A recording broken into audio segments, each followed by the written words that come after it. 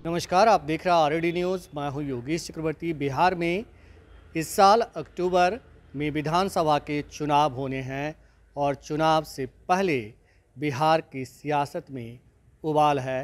राजनीतिक दल एक दूसरे के खिलाफ जमकर ताल ठोक रहे हैं। वहीं चुनाव लड़ने को आतुर उम्मीदवार भी मैदान में उतरने का अभी से ही ऐलान कर रहे हैं। दूसरी ओर वक्फ संशोधन बिल को लेकर भी बिहार की सियासत गर्म है। इसी मसले पर हम बात करते हैं डीयू में प्रोफेसर रामचंद्र यादव जी से, जो इस वक्त हमारे साथ हैं। हम आपको बता दें कि रामचंद्र यादव मधेपुरा के रहने वाले हैं और डीयू में प्रोफेसर हैं और बिहार के पूर्व शिक्षा मंत्री प्रोफेसर चंद्रशेखर के अपने सगे बड़े भाई हैं और इन्होंने इस बार विधानसभा के चुनाव में मधेपुरा से चुनाव लड़ने का मन बनाया है। आइए इन्हीं से जानते हैं क्या सोच रहे हैं सर चुनाव को लेकर। चुनाव पार्टी चाहेगी तो लड़ेंगे, बीजेपी चाहेगी तो चुनाव लड़ेंगे, जरूर लड़ेंगे। जी। हाँ, लेकिन बीजेपी चाहेगी तो चुनाव लड़ेंगे, आप मतलब एकदम तैयार हैं? हम तैयार, हम सब रोज़ तैयार हैं, हम तो सब रोज़ तैयार रहते हैं। लेकिन वहाँ से मधेपुरा से चुनाव लड़ेंगे? हाँ, हम मधेपुरा से ही लड़ेंगे। लेकिन वहाँ से तो आपके अपने भाई हैं आरजेडी में। पॉलिटिक्स में ऐसे होता है, माधव और सिंधिया जी अपने माँ के खिलाफ लड़ते थे और समाजवादी नेता थे आचार्य कृपलानी जी, वो समाजवादी समाज पार्टी में थे। उनकी पत्नी कांग्रेस में थी, यूपी की चीफ मिनिस्टर भी थी। वर्तमान समय में जो फाइनेंस मंत्री है निर्मला जी, जो हमारी बैचमेट थी, वो इकोनॉमिक्स में थी, जेएनयू में ही थी, हम हिस्ट्री में थे। वो यहाँ कैबिनेट में, मोदी जी के कैबिनेट में फाइनेंस मंत्री है। उनका हस्बैंड जो है प्रभाकर जी, वो कांग्रेस में है। तो पॉलिटिक्स में तो ये चलता ही रहता है। जी। हाँ, पॉलिटिक्स में चलते रहता है कि भाई भाई के खिलाफ, पिता पुत्र के खिलाफ, बेटा जो है अपने पिता के खिलाफ मैदान में उतर जाते हैं। हाँ, निकलते हैं, ऐसे होते ही रहता है कि कोई नई बात हो रही है ये। तो आप इतिहास को दोहराएंगे? हाँ, जरूर दोहराएंगे। भाई हो जो लड़े सबको हराएंगे हम, सब ये जीतेंगे। बताइए कि मधेपुरा के बारे में कहा जाता है कि मधेपुरा यादवों का गढ़ है। उदाहरण भी दिया जाता है कि रोम पोप का, मधेपुरा गोप का। और ऐसे में कहते हैं कि जो गोप लोग हैं वो आरजेडी के साथ हैं, यादव समाज के लोग यादव जो हैं वो आरजेडी के साथ हैं। तो आपने पिछले हिस्ट्री देख लिया था, आपने शरद जी के लिए ऐसे ही बोला था। मैंने चुनौती दे के आप ही को बोला था कि शरद जी को मैं भगाऊंगा वहाँ से। मैंने भगाया। क्या वहाँ से लालू जी इलेक्शन नहीं हारे हैं? क्या लालू जी खुद इलेक्शन हारे हैं? उसके बाद लालू जी की पार्टी कई बार हारे है। शेखर से इलेक्शन हारी है लालू जी की पार्टी, शेखर के चलते इलेक्शन हारी है। दो बार लालू जी की पार्टी इलेक्शन हारी है। तो ये कैसे कह देते हैं मधेपुरा का मतलब, गोप का मतलब लालू जी है? हम लोग क्या है? आपके सामने मैंने ऐसे चुनौती दे के आपको कहा था। यही सवाल आपने मुझे कहा था कि शरद कैसे वहाँ से हारेगी, वहाँ तो इसका है लालू जी का पार्टी है। तो मैंने आपको चुनौती दिया था कि योगेश जी शरद जी को ऐसा भगाएंगे कि उनको होश नहीं आएगा। अब भगाए, लगभग 3.5 लाख वोट से हारे हैं वो। तो ये यहाँ गोप का मतलब कैसे हो जाता है कि लालू जी गोप हैं? हम लोग क्या है? कई बार हराए हैं। आप गोप हैं, लेकिन आप भगवाधारी लोगों के साथ हैं। जो आरजेडी के लोग हैं वो कहते हैं कि भगवा वाले लोग देश में नफरत फैलाने का काम करते हैं। ऐसे लोगों के साथ हैं। ये लोग फैलाने का काम करते हैं। ये क्या है? इन लोगों का कोई सिद्धांत है क्या? वक्फ बोर्ड क्या है? ये लोग किसी खास कम्युनिटी के वोट के लिए देश के साथ गद्दारी करते हैं। ये वो लोग हैं जो आकर आतंकवादी को छुड़ाने के लिए सिग्नेचर करते हैं। अब जल गुरु पर सिग्नेचर किए थे काफ़ी लोग। तो ये कैसे कहते हैं कि ये गद्दारी हैं? ये देशद्रोही तो ये लोग हैं। ये बताएं कि वक्फ संशोधन बिल की जो बात कर रहे हैं, ये इस बिल को लेकर तो देश में एक तरह से हाहाकार मचा है। लोग कह रहे हैं कि बीजेपी जो है मुस्लिम समुदाय के वक्फ बोर्ड में जो है गैर दूसरे धर्म के लोगों को क्यों शामिल करना चाहती है? उसकी मंशा तो साफ नहीं है ना। मनसा कैसे साफ नहीं है? क्यों नहीं शामिल करना चाहिए? एक तो ये गलती कर रही है, बीजेपी को इसको कम्प्लीटली ख़त्म कर देना चाहिए। इसकी ज़रूरत क्या है? यही लालू जी 2013 में बोले थे, उनका क्लिप है अभी भी, कि भाई वक्फ बोर्ड जो है ये काफ़ी ज़मीन को हथिया लिया है, और बोली थी कि मैडम इसको लाइए। उस समय कांग्रेस यूपीए की सरकार थी, बोली इसको लाइए, इसमें ऐसा संशोधन होना चाहिए, कानून कार्रवाई करनी चाहिए। और उन्होंने उदाहरण दिया था डाक बंगला का रोज है वहाँ का। जो जिस क्लिप की आप बात कर रहे हैं, आरजेडी ने वो पूरा क्लिप जारी किया है। बीजेपी के लोग, आप लोग उसे गलत ढंग से उसका आधा क्लिप चला रहे हैं। कैसे गलत ढंग से कर रहे हैं? कैसे गलत ढंग से? वो खुद बोले हैं कि इसको टेम्पर्ड क्लिप है, टेम्पर्ड क्लिप है, टेम्पर्ड किया हुआ है। क्या कुछ नहीं किया वैसे लोग कहता है। क्या वैसे भी अगर सही जाए तो वक्फ बोर्ड सही है क्या? ये नफरत फैलाते हैं वो लोग यहाँ वोट के लिए, ये सही है क्या? वक्फ बोर्ड जो है 1995 का देखिए कि जो हिंदू संगठन है उसमें भी मुसलमान को लेना चाहिए या दूसरे धर्म के समुदाय के लोगों को लेना चाहिए? कौन चीज़ में? कैसे नहीं है? मुस्लिम को कैसे नहीं? नकवी साहब थे ना, उसे मंत्री रहे हैं, नकवी साहब पॉलिटिक्स में है। ये क्या नाम है इनका? की बात नहीं कर रहा हूँ, जो धार्मिक संगठन है उसमें होना चाहिए। जैसे मठ है तो मठ की बहुत सारी ज़मीन है, तो मठ वाले जितने भी सोसाइटीज़ हैं उनमें दूसरे धर्म के लोगों को अभी होना चाहिए।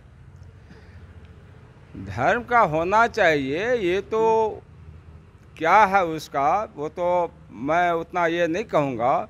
लेकिन जिससे तो गवर्नमेंट का है, जिसको होता अपना लेते हैं, गवर्नमेंट लेती है उसको, ये तो सब करता है। जब बीजेपी के बारे में कहते हैं कि बीजेपी लड़ाने वाली पार्टी है और आपको भी लड़ा दी, भाई भाई में लड़ाने की कोशिश कर रही है, आपको कर रही है मधेपुरा से उतारने की बात कर रही है। क्या बात कर रही है? मैं ये कहा कि अगर बीजेपी पार्टी चाहेगी तो मैं लड़ूंगा। और आज से है क्या? आज बीजेपी है ना मजबूत में। आचार्य कृपलानी कब थे? वो कांग्रेस में थे। आचार्य कृपलानी समाजवादी में थे, वो उसकी पत्नी चीफ मिनिस्टर है यूपी की कांग्रेस से। क्या नई बात हो रहा है क्या? नहीं, तो भाई के खिलाफ आप जो मैदान में उतरने की बात कर रहे हैं, तो ये तो मतलब थोड़ा सा गलत है ना। दलील नई बात है क्या? माँ बेटा के खिलाफ लड़ा है चुनाव। अभी वर्तमान में ये क्या निर्मला जी है, उसके हस्बैंड प्रभाकर जी वो कांग्रेस में है, तो नई बात हो रही है आइडियोलॉजी। नहीं देखिए, you may have different ideology from that of your father, brother, mother, even son. ये बताएं कि जो आपके भाई हैं प्रोफेसर चंद्रशेखर यादव, उनके बारे में कहा जाता है कि उनका काफ़ी होल्ड है मधेपुरा में और लगातार जीतते रहे हैं। ऐसे में क्या आप उनको हरा पाएंगे? अरे वाह, हम तेजस्वी को हरा देंगे। चैलेंज है, लड़के देखे, तेजस्वी को हरा देंगे मधेपुरा से। कोई नहीं जीतेगा मेरे खिलाफ, लोगों को गलतफहमी है। ये बात तो आप लोकसभा चुनाव के दौरान भी कर रहे थे, लेकिन पार्टी ने आपको तो टिकट दिया नहीं दिया टीकट। उससे क्या नहीं दिया? हम क्या कहते, दिया तो हर जीती ना।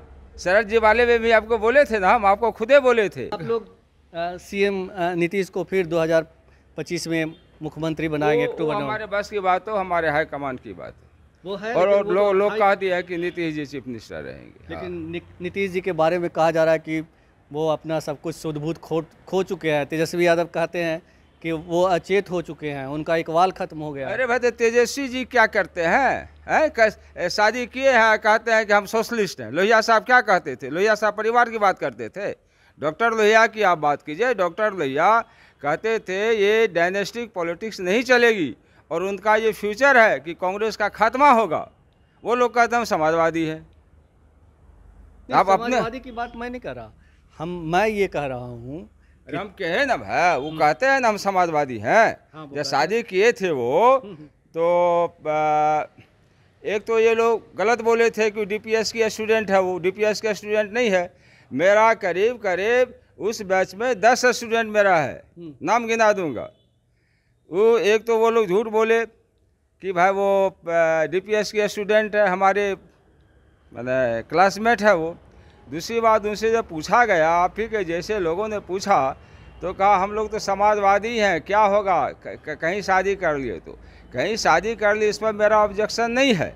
लेकिन एक ये कहना, डॉक्टर लोहिया को बदनाम करना कि हम सोशलिस्ट हैं, ये बहुत गलत चीज़ है। क्योंकि डॉक्टर लोहिया जो थे वो डायनेस्टिक पॉलिटिक्स के खिलाफ थे और उन्होंने कहा था हिंदुस्तान में डायनेस्टिक पॉलिटिक्स नहीं चलेगी, कांग्रेस का खात्मा होगा, ये उसका स्टेटमेंट था भविष्यवाणी। कांग्रेस का खात्मा होगा, लेकिन हम बात कर रहे थे सीएम नीतीश का, कि सीएम नीतीश के बारे में तेजस्वी यादव कहते हैं कि वो अचेत हो गए हैं, और लेकिन उनका व्यवहार, सीएम नीतीश का व्यवहार, सीएम नीतीश का जो सार्वजनिक स्थलों पर कई बार उन्होंने कुछ ऐसा किया है जिससे लोगों को संदेह है। किसी को संदेह नहीं, लोग उसे आदमी का नेचर होता है, मजाक करते हैं, वो वैसे करते हैं, किसी कोई संदेह तो ऐसे नहीं मजे करते थे। He is the best chief minister, समझे ना, उसमें कोई दिक्कत ना, वैसे विरोधी बोलते हैं। क्यों अचेत है, इतना अच्छा काम करते हैं, सब कुछ किया है, इतना रोड बनवा दिया है, एक इतना करवाए हैं काम। बापू के पुण्य तिथि पर ताली बजा रहे हैं, जनगण मनगण हो रहा है, वहाँ पे वो अपने प्रधान सचिव को ऐसे ऐसे उंगली कर रहे हैं। तो ये सब एक अच्छा मुख्यमंत्री का ये है। कोई कहीं अच्छा प्रूफ कर दिए वो अच्छा मुख्यमंत्री है, छोड़िए ना, किसी का कुछ नेचर उंगली के क्या हो सकता है, उससे जरूरी काम हो बताए, इशारा करते होंगे कोई चीज़, लेकिन अच्छा चीफ मिनिस्टर ये तो सिर्फ कर दिए ना, आरक्षण पर इतना अच्छा काम किया। आप चाहते हैं कि बिहार में ऐसा मुख्यमंत्री बने जो बार बार किसी के चरणों में झुकता? हम ये चाहते हैं कि बिहार में ऐसा चीफ मिनिस्टर बने जिन्होंने जो आरक्षण पे ठगा था लोगों ने, लालू जी ने ठगते आ रहा था, उसको उन्होंने एनडीए सरकार ने 2005 में ठीक किया है, और 27% 87 में रहेगा, उसको हटा के हॉरिजेंटल आरक्षण किया, सॉरी आरक्षण वो किया है, उसको हटा के 27% जो रहेगा, उसके अलावा भी जनरल में जाएगा, उसको एनडीए सरकार ने किया है। ऐसा चीफ मिनिस्टर चाहिए। ओबीसी को 3 साल का एज रिलैक्सेशन नहीं दिया गया था, जो मंडल कमीशन का प्रोविज़न था उसको दिया। हम चाहेंगे ऐसा चीफ मिनिस्टर रहे, ऐसी सरकार रहे। जो अभी तक बैकवर्ड में एसोसिएट प्रोफेसर नहीं हुआ था, वैसा चीफ मिनिस्टर रहे, जो मोदी जी ने 2 जुलाई 2019 को किया आरक्षण, किसी ने सोचा भी नहीं था। वक्त संशोधन बिल पर वोट करने के विरोध में कई लोग जो है नीतीश जी का, खास करके मुस्लिम समुदाय के लोग बायकॉट भी कर रहे हैं। कम से कम 5 से 6 लोगों ने पार्टी से इस्तीफा दे दिया है। नहीं तो मुस्लिम वोट मिलेगा, हम तो देखे, हम देख रहे तो उसके साथ भी तो लोग हैं, मुस्लिम लोग भी उसके संशोधन के पक्ष में हैं। मुस्लिमों का वोट मिलेगा लग रहा है आपको? किसको? बीजेपी को और जेडीयू को? बीजेपी को नहीं मिलता है तो लखनऊ में वैसे जीत जाता है। लखनऊ में 4.5 लाख मुस्लिम है, मालूम है ना, कि उसे जीत जाता है थम्पिंग मेजोरिटी से। इस बार मिलेगा? क्यों नहीं मिलेगा? सब रोज मिला है, पूरा नहीं मिलेगा, कुछ ना कुछ मिलता है। तो नीतीश जी को ही आप बनाना चाहते हैं चीफ मिनिस्टर? अरे हम क्या हैं बनाने वाले, हमारी पार्टी बनेगी, पार्टी वाले, वो हमारे प्रेसिडेंट मधेपुरा में भी बोल रहे हैं कि नीतीश जी हमारे चेहरा होंगे। दिलीप जायसवाल जी बोले हैं, वहाँ कार्यकर्ता मीटिंग थी, वहाँ भी बोले हैं, तो हमारी क्या औकात है, हम बनेंगे। ये तो है कमान की बात है। आपके जो भाई साहब हैं पूर्व शिक्षा मंत्री प्रोफेसर चंद्रशेखर, उनको कुछ कहना चाहते हैं? उसको हम क्या कहेंगे, उसको क्या कहेंगे? अरे आप मधेपुरा से मैदान में होंगे तो कुछ चुनौती देंगे, कुछ कहना चाहते हो, कहिए। उसको हम क्या कहेंगे? हम राजा सुप्रीमो को कहना चाहेंगे, अगर हमको टिकट देती है, जिसको लड़ाना है लड़ा ले वहाँ से। भाई को हम क्या कहेंगे? राजा सुप्रीमो सुन ले, मधेपुरा किसी का नहीं है, खरीदा हुआ नहीं है, और यादव किसी का बर्दाश्त नहीं किया है। ये गुमराह करते हैं कि यादव को मैंने बोल दिया है। यादव का 5वीं सदी में डायनेस्टी था, गजनी राजधानी थी, संसार में यादव राजा था। 5वीं सदी में जाके किताब पढ़िए के वार्डर इंडियन बुद्धिज्म, गजनी राजधानी थी, काबुल सब था। आप ठीक है, आप और सुनिए, दूसरी तीसरी बीसी में आपके माध्यम से कहना चाहता हूँ, ये लोग बंद करें कि मैंने मुंह में बोल दिया है।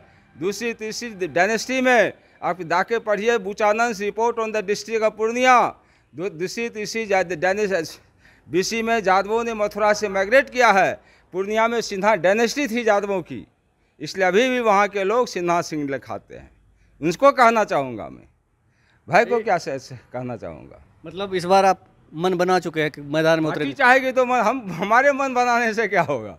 पार्टी चाहेगी तो मन बना ऑलरेडी बना हुआ, हम सरोज तैयार रहते हैं। मतलब चुनाव लड़ेंगे ना, पार्टी टिकट मिलेगा तो? है, क्यों नहीं लड़ेंगे, लड़ेंगे सब हराएंगे। भाई को हराएंगे? ना जो आएगा कहे तो फिर आप वही बात करते हैं। भाई आवे जो आवे आरजेडी से, मेरी चुनौती है। हमसे बात करने के लिए बहुत शुक्रिया। धन्यवाद।